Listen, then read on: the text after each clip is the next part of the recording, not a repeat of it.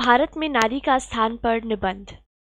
भारत में भिन्न भिन्न स्थानों तथा समयों पर नारी का मान व स्थान भिन्न भिन्न रहा है।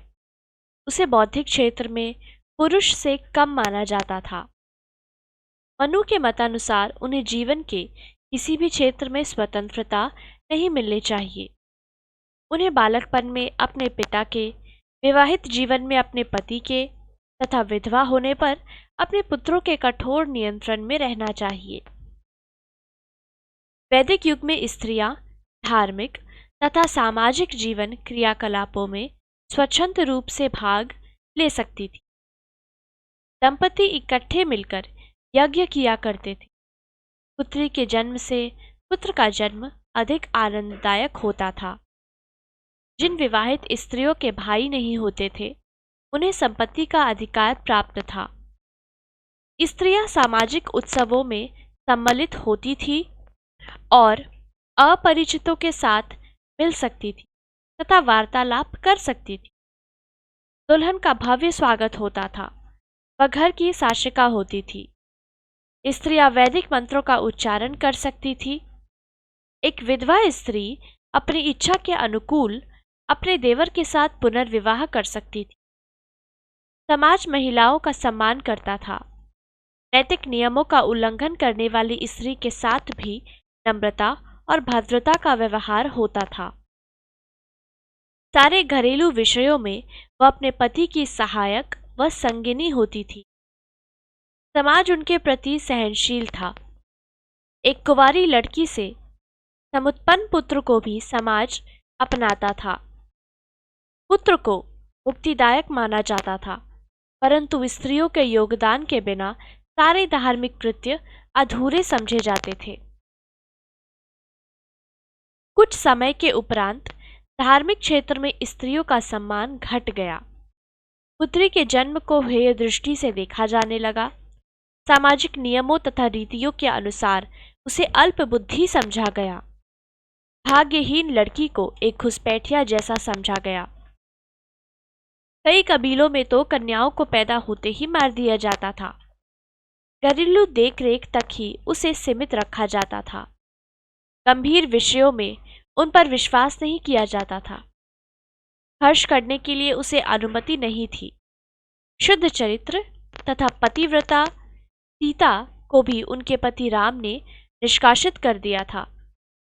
गुप्तकाल में स्त्रियों को काफी स्वतंत्रता थी। वे दर्शनों का अध्ययन कर सकती थी। पर्दा तथा सती प्रथा भी नहीं थी। विधवाओं को पुनर्विवाह का अधिकार नहीं था। विधवाओं की यह पहचान होती थी कि उनके बाल मुंडे कटे हुए होते थे। राजपूत स्त्रियां सर्वाधिक सराहना तथा दया की पात्र है। बेचारी राजपूत स्त्रियां सदैव मृत्यु के मुख में रहती थी। जब कभी भी उनके सम्मान को ठेस आज आने का भय होता था, वे जौहर दिखाती थी तथा अग्नि में प्रविष्ट होकर अपनी जीवन लीला को समाप्त कर देती थी। मुस्लिम युग में स्त्री शिक्षा की अवहेलना हुई। मुसलमानों के घरों में हिंदू स्त्रियों को सेविका के रूप में कार्य करना पड़ता था। स्त्रियां प्रायः पीड़ित तथा नियंत्रित रहती थी। दुखदायक तथा अवहेलनापूर्ण व्यवहार से संतप्त होकर वे आत्महत्या कर बैठती या घर छोड़कर निकल जाती थी। उनके साथ दुर्व्यवहार होता था तथा उन्हें बंदी के रूप में रखा जाता था। जीवन पर्यंत वे अपने पति के घर को अपना घर नहीं समझ पाती थी। घर के प्रबंध में उसकी कोई सलाह नहीं ली जाती थी। वह बिना रुचि के ही कार्य करती रहती थी। आधुनिक युग में स्त्री का पद ऊंचा हुआ है। अब वह केवल बावर्ची, खाना पकाने वाली सेविका नहीं है, बल्कि गृह स्वामिनी भी है। उसे शिक्षा ग्रहण करने का, मत देने का तथा बोलने का अधिकार है। वह अपरिचितों से बात कर सकती है। वह सभाओं में बोल सकती है। वह निर्वाचन में भाग ले सकती है। अब वह बंदी नहीं है। वह स्वच्छंद विचरण कर सकती है। बिना पर्दे वाली स्त्री की अब आलोचना नहीं होती है। यह मनुष्य की सहकर्मी तथा समान है। घर में उसका प्रभाव होता है तथा उसकी सलाह ली जाती है। उसे अच्छा सलाहकार माना जाता है। वह केवल मनुष्य की पार्श्विक इच्छाओं की पूर्ति का साधन नहीं है, वह गृह लक्ष्मी है। समाज में लड़कों तथा लड़कियों को समान स्थान प्राप्त होता है। वह एक जैसी वेशभूषा पहन सकते हैं। स्त्रियां अपनी उदर पूर्ति के लिए अपने पति पर निर्भर नहीं है। वे नौकरियां कर सकती हैं तथा अपने पति की आय को बढ़ा सकती है।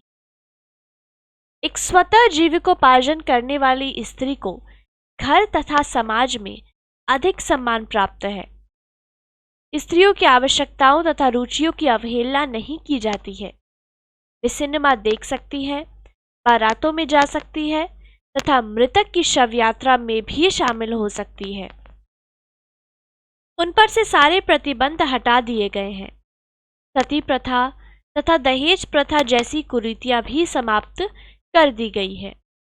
एक विधवा की परछाई को अब घृणा की दृष्टि से नहीं देखा जाता है।